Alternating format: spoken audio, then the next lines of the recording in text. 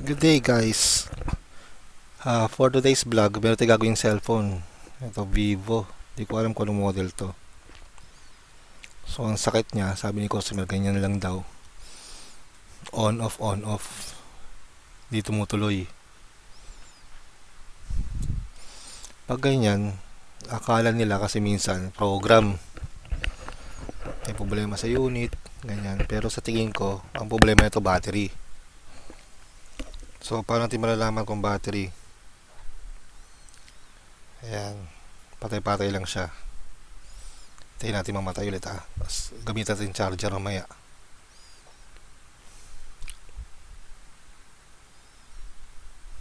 Wala mamatay. Subukan natin charge natin. Ayan, may karga, may tulong lang karga na ng charger. So tingnan natin.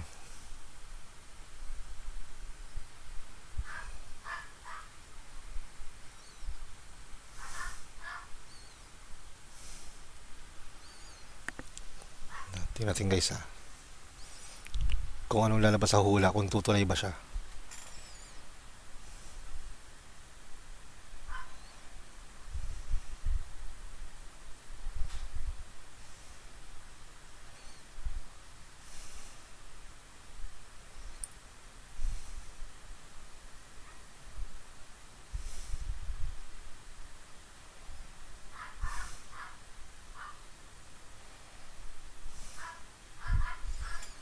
Yan, antay lang natin tumuloy.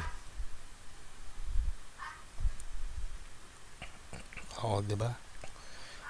Tumuloy na siya. Tingnan natin magpunga sa niya, sa screen mismo niya. Pinaka dashboard niya. Tingnan natin.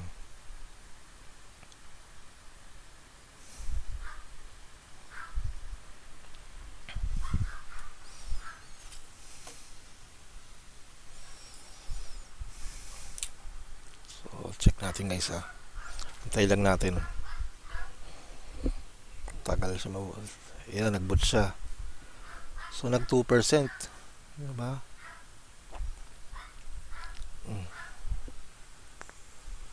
Charging 2%. Pero usually pag may 2% na ganyan, diba? Pag ginugot mo yung charger is mag-i-stay pa siya naka-on kahit pa paano. Yan. Hugutin ko Yan. Hintayin natin. So, palpak yung yung unit. Ayan, tumutuloy siya. Nagkarga siya, ibig sabihin. Kanina, meron siyang 56% pa. Ngayon, nung umuna siya kanina, ayan, 2% na. So, dyan natin makikita, ayan. Sabi ni customer, full charge yan kanina. Tapos, dinala agad sa akin. Ayan, nangyari. So, gawin natin guys, baklasin natin to. Tingnan natin kung yung battery niya is merong fuse, nagribot to. Diba? Kung may fuse, baklasin na natin.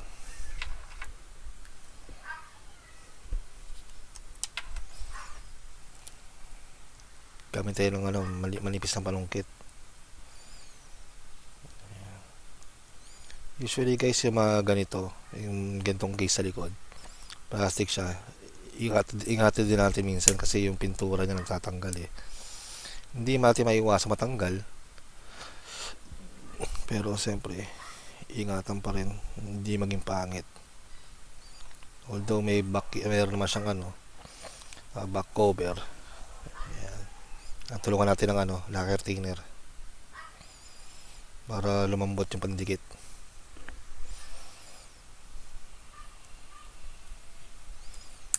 Hindi lang sungkitin natin.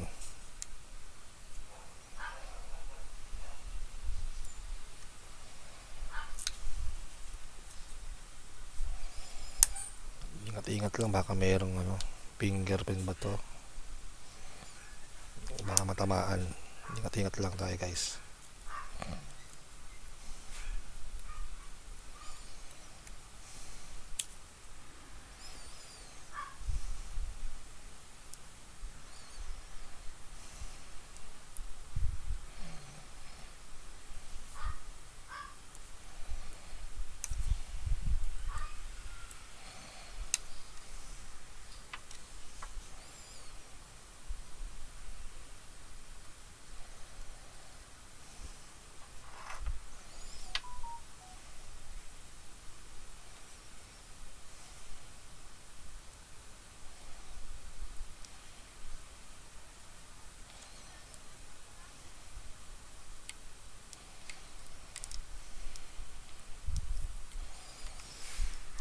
Silipin lang natin ha. Kaya lang siya, paribot-ribot lang siya.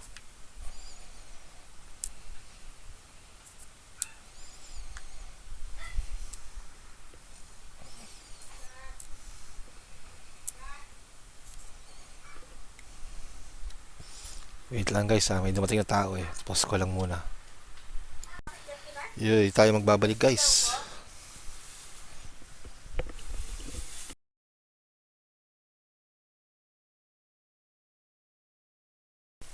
Ayan, magbabalik tayo guys. Ayan, may tinatanong lang si Mudra. So, buksan natin to ulit.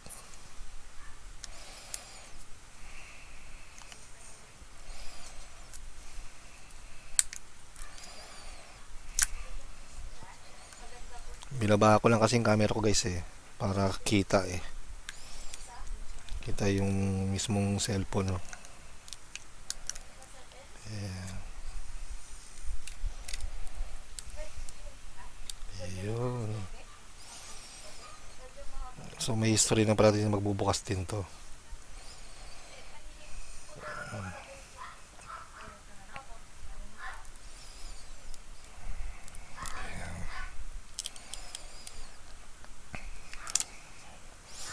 Mamaya natin linisin tong kaha para madikit.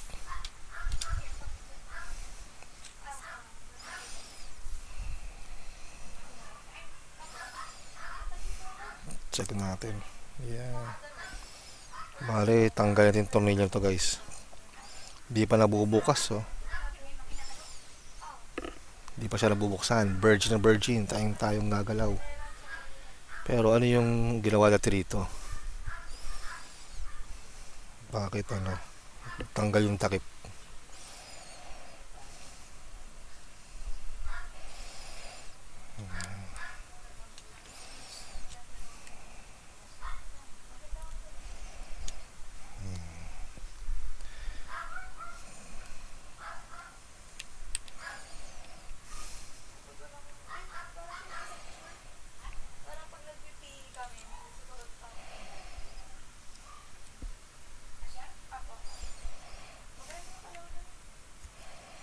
Ano kaya model itong ano to? Cellphone na to.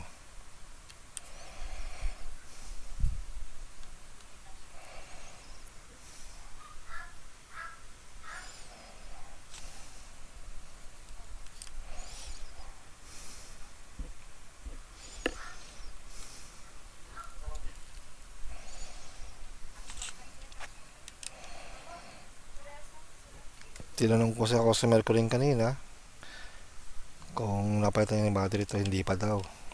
Matagal daw niya nabili ito. Si Eversys di pa niya napapalitan yung battery guys.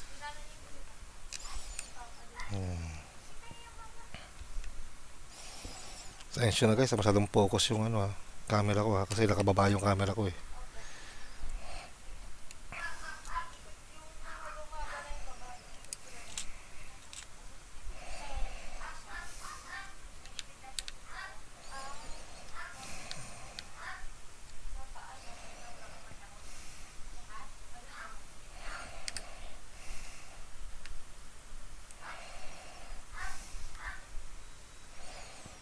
Maliit na tornilyo.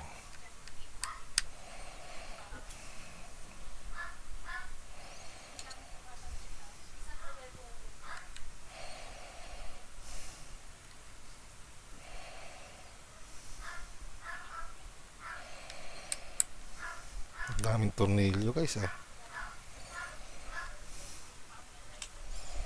Parang di na uubusan.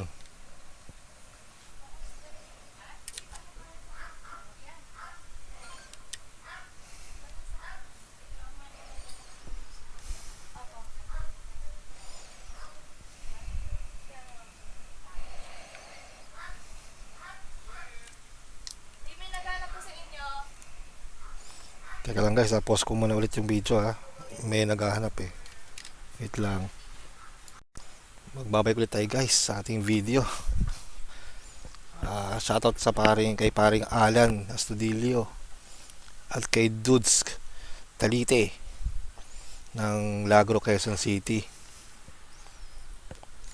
Itong si paring Alan kasi nagpatulong sa akin magpaayos ang kanyang bagong phone. login yung kanyang Facebook. Yan. Tanggal ito guys yung battery.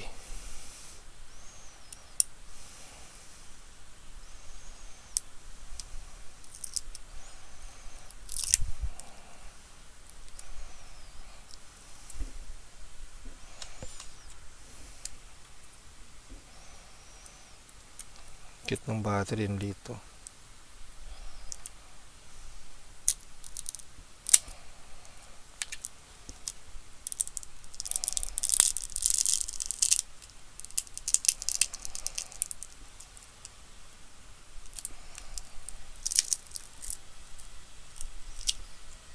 Ayan. So tabi natin ito muna ng cellphone. So tignan natin itong itong battery guys. Sana meron itong yung sinasabi kong parang fuse. Nakalimutan ko yung tawag sa fuse na yun eh. Ano siya eh. Parang thermal fuse ang dating niya eh.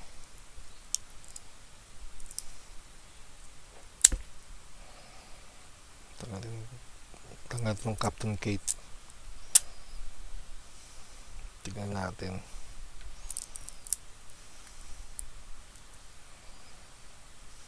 Kung meron. Meron nga.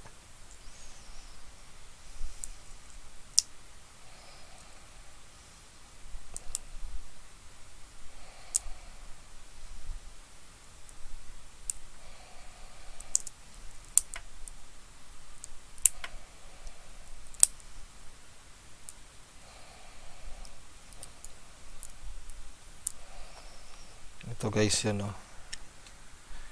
Ito yung sinasabi ko. Kita ba? Yan. Blurred eh, di kita. Yan yun. Gagawin natin dyan, tatanggalin natin yan, sirerekta natin. Tingnan natin kung mainit na yung yung panghinang natin.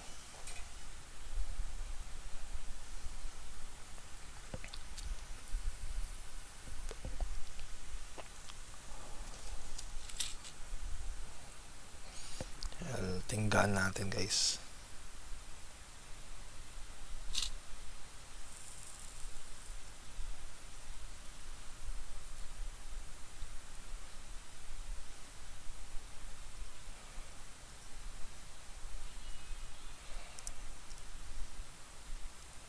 Yan. Tapos gagawin natin yan, direktahin natin yan. Pwede naman gumamit ng dyan, ng wire. O kaya itong solder o LED lang gamitin natin.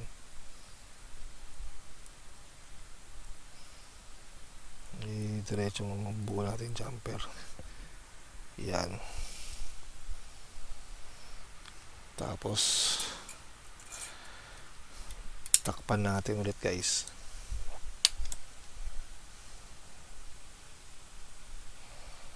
Yan, balik lang natin yan. Yan. Saka to. Yan. Tapos subukan na natin sa unit.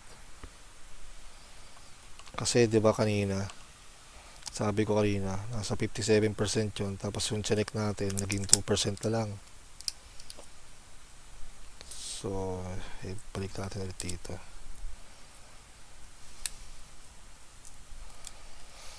Pero guys, pag di gumana yung ganito, at talaga mag-obligado tayo magpapalit ng battery. So, kabit natin. Ayan. Testing natin. So, try natin mag-charge kung anong lalabas. Kaya na 2%, diba? Tingnan natin. Charging siya.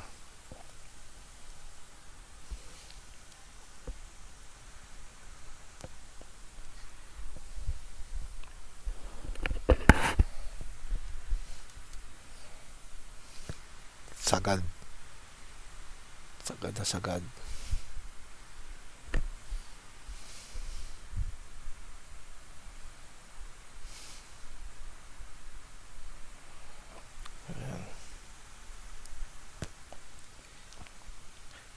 Charge natin muna siya, guys.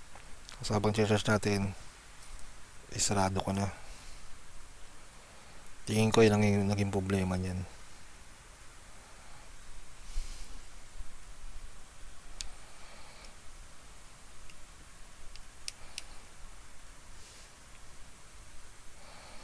So balik na natin yung mga tornilyo ulit.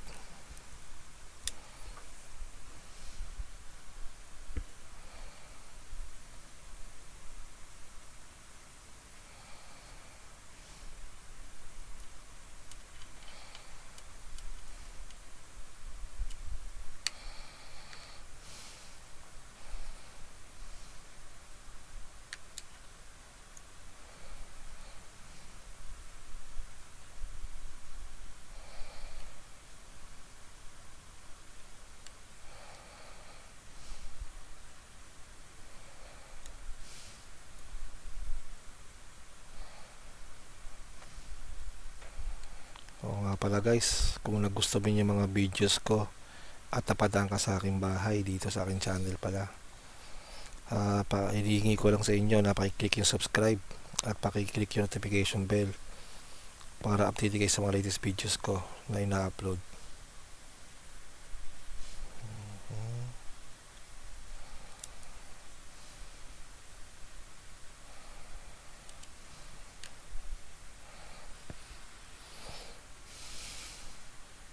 Ito guys, dito yung huwag niyo kalimutan yung sukat ng tornilyo na ibinabalik niyo.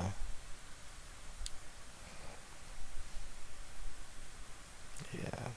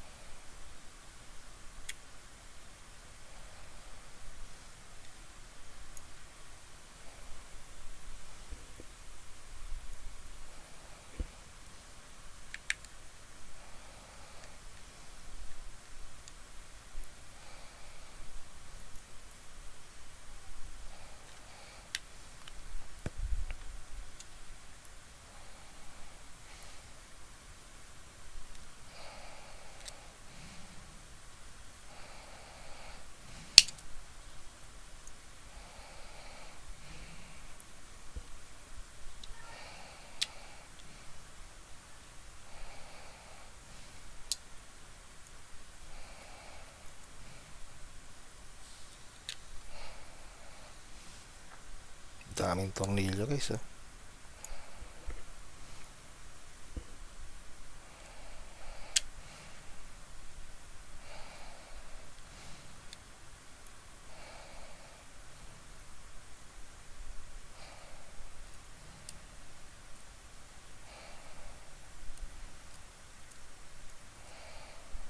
Basta guys, huwag nyo kalimutan lahat lagyan ng tornilyo ha.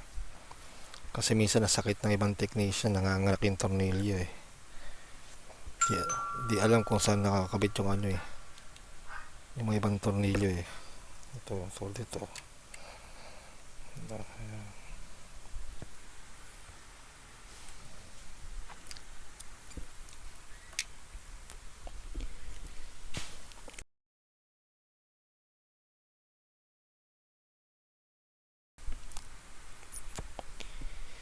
Yan, tingnan natin guys. Kung walang porsyento na. Wala pa rin lumalabas sa porsyento. Ayun, tumaas na. So, buksan natin to.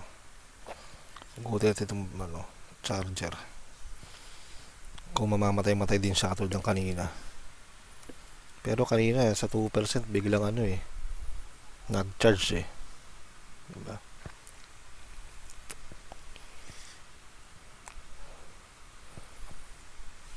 Ayan, tumuloy na. Kanina, di ba patay bukas lang kanina. Doon sila pa ng charger. Tumuloy. Kasi peke na yung niya eh. Yung karga niya eh. Dahil lang dito sa parang fuse na to. Ayan pansin nyo. 74%. Diba? Peking charge yan eh. Diba? from 2% kanina. Kita ba? 74 siya. So big sabihin naging good na yun. Yan, charge natin. Diba? Charging siya. Tingnan mo, halos puno yung battery. So nasolve na natin to. Yan, ubutin natin, di na mamamatay yan. Yan. So ito lang ang may problema niyan, yung fuse na yan. Ito yan guys, ay mag-focus. Saka lang, i-auto-focus natin.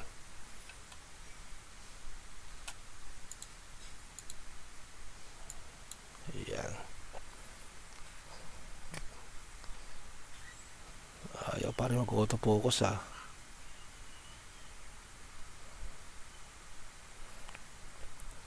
Hindi kita. Paano ba to? Dumi ng kamay ko. Yan. Yan yun. Focus. Ayaw pumokus. Yun. Yan lang yan. Yan lang ang problema niyan guys. Yeah, diba hindi na naka-charge. Pero to nagtutuloy na. Ayan. Sa muli pala ulit, kung nagustuhan nyo ulit itong channel ko at nagustuhan nyo yung mga videos na pinagagawa ko rito sa mga repairs ko, paki-click subscribe tsaka paki-hit yung notification bell, tapos then i-click nyo yung all, tapos para updated kayo sa mga latest updates ko na videos na i-upload ko. So guys, di ko na papakita pag sasarado dito kasi ididikit na lang to, gagawin ko na lang. May mga videos naman ako na ganun nung pinakita ko kung paano isarado tsaka magdikit na mga to. So lilinisin ko na lang to mga dikit dati, then sasarado ko na lang. Hanggang sa muli guys, ganito nang tatapos na tayo sa video natin. Paalam. Goods na goods